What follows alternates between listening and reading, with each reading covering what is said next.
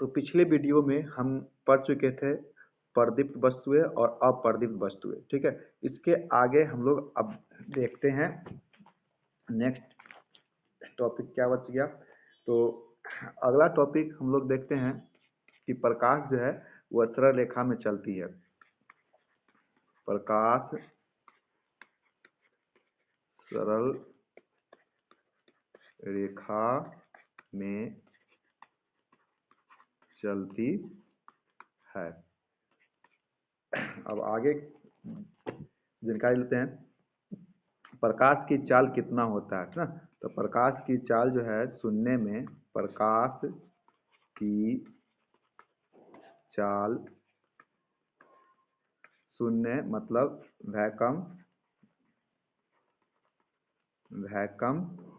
में 3 गुने 10⁻8 मीटर पर सेकेंड होता है, यानी कि 3 लाख मीटर पर सेकेंड।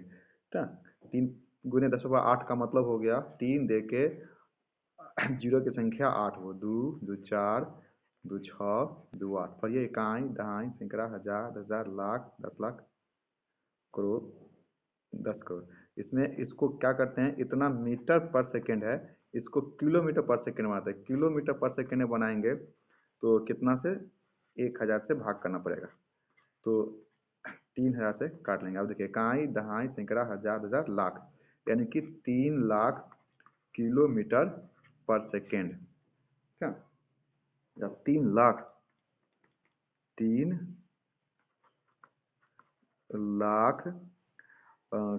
किलोमीटर पर सेकेंड। तो प्रकाश की चाल जो है 3 लाख किलोमीटर पर सेकेंड है, या आप कह सकते हैं 3 गुने 10⁻8 मीटर पर सेकेंड होता है।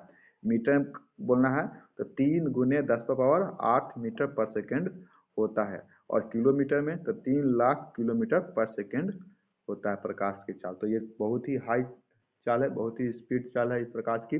और ये वैक्यूम में बताया गया है, एयर में थोड़ा सा हल्का सा डिफरेंस होता है, फिर वो लाइट जो है वो जल में उसका अलग होगा, ठीक है। फिर किसी जल में इसका अलग होगा, फिर शीशा में अलग होगा। हर माध्यम के लिए प्रकाश की चाल अलग अलग होगा। तो ये हो गया। अब है प्रकाश की किरण। प्रकाश की किरण को हम लोग एक एरो डायग्राम लगाते हैं, तो ये प्रकाश की किरण को रिप्रेजेंट करेगा। एरो जो है प्रकाश की किरण को रिप्रेजेंट करता है। प्रकाश की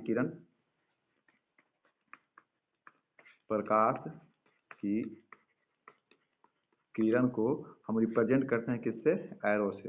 एरो ऐसे भी हो सकता है, इस तरह से हो सकता है। तो प्रकाश की किरण को हम लोग किससे सूचित करते हैं, एरो से लगाते हैं, ठीक है। तो एक सरल रेखा पर चलने वाले प्रकाश को प्रकाश के किरण कहते हैं। तो हम लिख सकते हैं कि एक सरल रेखा पर चलने वाले प्रकाश की किरण को, एक सरल रेखा पर चलने वाले प्रकाश को हम लोग प्रकाश की किरण कहते हैं, और इसको रिप्रेजेंट करते हैं किससे, एरो से। एरो लगा देंगे इस तरह से, तो प्रकाश की किरण हो गया, ठीक है। तो आगे देखते हैं प्रकाश पुंज। अगला टॉपिक है प्रकाश पुंज, इसको बीम भी बोलते हैं, ठीक है। तो प्रकाश पुंज, प्रकाश किरण के समूह को प्रकाश पुंज कहते हैं। आप देख सकते हैं आगे, प्रकाश किरण के समूह को प्रकाश पुंज कहते हैं।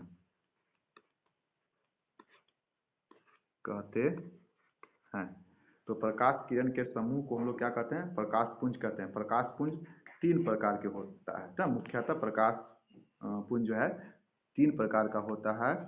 एक में अपसारी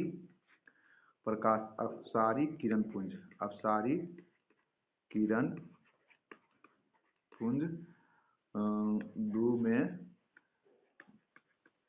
अभिसारी किरण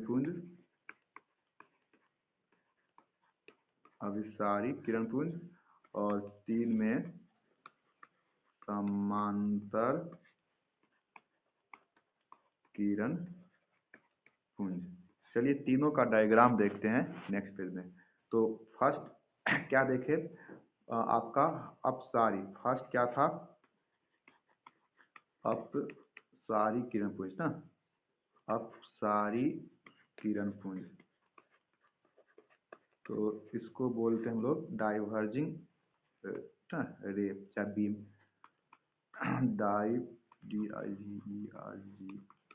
डाइवर्जिंग बीम, इसको डाइवर्जिंग बीम बोलेंगे। चलिए डाइवर्जिंग, ये अपसारी यानी कि किसी प्रकाश स्रोत के किसी बिंदु से ये निकलकर प्रकाश क्या करता है, फैलता है, तो ये अपसारी कहलाता है। ठीक है, जैसे टॉर्च में से लाइट निकलकर वो फैल जाता है, ठीक है, तो वो क्या हो गया अपसारी किरण पुंज। टॉर्च का मान लीजिए यहाँ पर बल्ब है और ये प्रकाश की किरण इस तरह से अगर फैल गया तो ये अपसारी किरण पुंज हो गया। ठीक है, तो जब प्रकाश की किरण किसी बिंदु स्रोत से निकल कर और वो फैल जाए तो वो क्या कहलाएगा, अपसारी किरण पुंज। ठीक है, तो आप लिख सकते हैं डिफिनेशन कि जब प्रकाश की किरणें एक बिंदु स्रोत से निकल कर फैलती चली जाती है उसे अपसारी किरण पुंज कहते हैं। एक बार फिर से इसका डिफिनेशन बताते हैं। अपसारी किरण पुंज, जब प्रकाश की किरणें एक बिंदु स्रोत से निकलकर फैलती चली जाती है तो उसे अपसारी किरण पुंज कहते हैं, और इस तरह से डायग्राम बना लेंगे। दूसरा जो है इसका क्या है, अभिसारी। ठीक है, दूसरा क्या है आपका अभिसारी है, अभिसारी किरण पुंज, अभिसारी किरण पुंज यानी कि जब प्रकाश की किरण एक बिंदु पर आकर जमा हो जाती है, इस तरह से एक बिंदु पर प्रकाश कहीं और से आकर एक बिंदु पर जमा हो जाती है तो उसको क्या कहते हैं, अभिसारी किरण पुंज। ठीक है, इस तरह से आपको कहीं से प्रकाश की किरण आकर एक बिंदु पे क्या होगा, जमा हो जाती है। ठीक है, एक बिंदु पे जमा होती है तो ये क्या कहलाता है, अभिसारी किरण पुंज। ठीक है, और नेक्स्ट होता है समांतर। तो समांतर किरण पुंज क्या होता है, जब प्रकाश की किरणें एक दूसरे के समांतर हो जाती है, समांतर किरण पुंज। जब प्रकाश की किरणें एक दूसरे के समांतर हो जाती है इस तरह से, तो ये समांतर किरण पुंज कहलाएगी। ठीक है, इस तरह से। तो ऐसा कब होता है, जब प्रकाश की किरण बड़ी दूर से आती है तो वो समांतर हो जाती है, तो ये समांतर किरण पुंज हो गया। इस तरह से समांतर किरण पुंज हो गया।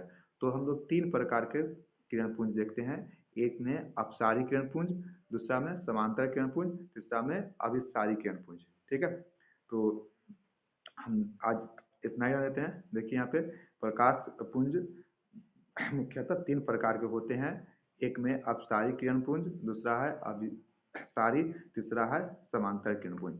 तीनों के बाद हम लोग जानकारी हासिल कर चुके हैं। तो एक बार मैं फिर से बता दूं कि आज मैं क्या क्या पढ़ा। ठीक है, तो फर्स्ट हम लोग पढ़े प्रकाश का परावर्तन। तो प्रकाश का परावर्तन चैप्टर का नाम है, अभी हम इसका डिफिनेशन पे नहीं आए, उससे पहले प्रकाश से जुड़ा हुआ कुछ तथ्य के बारे में देखें। क्या प्रकाश ऊर्जा का एक रूप है। ठीक है, प्रकाश किसका रूप है, तो ऊर्जा का एक रूप है। चारों ओर के वस्तुओं को देखने के लिए किस चीज का होना आवश्यक है, तो प्रकाश का होना आवश्यक है। ठीक है, दूसरा प्रदीप्त वस्तुएं, तो प्रदीप्त लुमिनियस ऑब्जेक्ट यानी कि वैसा वस्तुएं जो स्वयं या खुद से प्रकाश का उत्सर्जन करता है, यानी कि वैसा वस्तुएं जिससे प्रकाश खुद निकलता है। ठीक है, वह वस्तु जो प्रकाश को खुद निकालता हो उसे क्या कहेंगे, प्रदीप्त वस्तुएं कहते हैं। जैसे सूर्य, तारे, बिजली का बल्ब, जलता हुआ बिजली का बल्ब, जलती हुई मोमबत्ती, ठीक है, दिया, लालटेन जो जलता हो, ये सब जो है प्रदीप्त वस्तुएं कहलाते हैं। ठीक है, उसके बाद आपका जो है देखिए अप्रदीप्त वस्तुएं। तो अपर्दित वस्तुएं, जो वस्तुएं प्रकाश का उत्सर्जन स्वयं नहीं कर सके उसे अपर्दित वस्तुएं कहते हैं। जैसे चांद, पृथ्वी, किताब, कुर्सी, टेबल, बेंच, ईंटा, पत्थर, ये सब वस्तुएं जो है अपर्दित वस्तुएं हैं, नॉन लुमिनियस ऑब्जेक्ट हैं।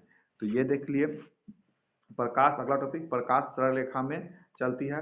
प्रकाश की चाल शून्य में 3 गुने 10⁸ मीटर पर सेकेंड होता है, और इसको हम बदलेंगे किलोमीटर में तो 3 लाख किलोमीटर पर सेकेंड प्रकाश की चाल है। कहाँ पे? वैक्यूम में, शून्य में है, और अलग अलग माध्यम में अलग अलग है। तो फिर बाद में देखेंगे किस माध्यम में कितना है प्रकाश की चाल, वो नेक्स्ट क्लास में हम लोग देखेंगे। तो इतना। उसके बाद क्या देखे, हाँ, प्रकाश की किरण।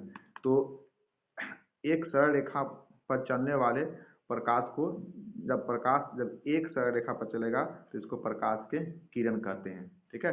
और जब प्रकाश की किरण का समूह बनता है, बहुत सारा प्रकाश की किरण एक समूह में चलता है, तो उसको क्या कहते हैं? किरण पुंज कहते हैं। तो किरण पुंज जो है वो आपको कितने हैं? 3 प्रकार के। तो देखिए, प्रकाश पुंज, प्रकाश किरण के समूह को प्रकाश पुंज कहते हैं। प्रकाश किरण मतलब ये किरण है, ठीक है। इस तरह से जब समूह बनाएगा तो इसको क्या कहेंगे? प्रकाश पुंज। और प्रकाश पुंज समूह के अनुसार 3 भाग में बांटा गया है, अपसारी किरण पुंज, अभिसारी किरण पुंज और समांतर किरण पुंज। तो देखिए, फर्स्ट में अपसारी। अपसारी मतलब फैलने वाला, अप मतलब यहाँ समझिए कि फैलने वाला, ठीक है। तो अपसारी किरण पुंज, जो किरण पुंज एक बिंदु से निकलकर फैल जाता हो। ये प्रकाश का एक स्रोत है, मान लीजिए कि जलता हुआ बल्ब है, और यहाँ से प्रकाश जो है वो फैल रहा है ऐसे, ठीक है।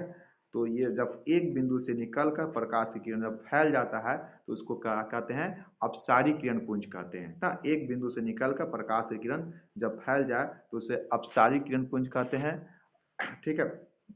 अभिसारी क्या है कि जब प्रकाश की किरण किसी एक बिंदु, मान लीजिए कि एक बिंदु है उस पर जमा होने लगता है, प्रकाश की किरण एक बिंदु पे जमा होने लगेगा तो उसको क्या कहेंगे? अभिसारी किरण पुंज। अभी मतलब यहाँ समझिए कि जमा होना, एक बिंदु पर एकत्र होना, ठीक है। जब एक बिंदु पर, ये कोई बिंदु है और प्रकाश कहीं दूसरे स्रोत से आते हैं और यहाँ पे जमा होता है, फिर यहाँ से आकर यहाँ पे जमा होता है, फिर यहाँ से आता है और एक बिंदु पे प्रकाश जो है वो जमा होने लगता है। तो एक बिंदु पर प्रकाश जब जमा होगा तो क्या होगा? इसको क्या कहेंगे? अभिसारी किरण पुंज। और लास्ट है समांतर किरण पुंज। समांतर किरण पुंज मतलब कि प्रकाश की किरण जब एक दूसरे के समांतर हो जाए तो उसको समांतर किरण पुंज कहते हैं। तो आज के क्लास इतना ही रहते हैं, फिर हम लोग देखेंगे प्रकाश का परावर्तन, फिर प्रकाश के परावर्तन का नियम, ठीक है, और बहुत कुछ इस चैप्टर में देखना है। तब तक के लिए जय हिंद, जय भारत। फिर मिलते हैं नेक्स्ट क्लास में। Thank you.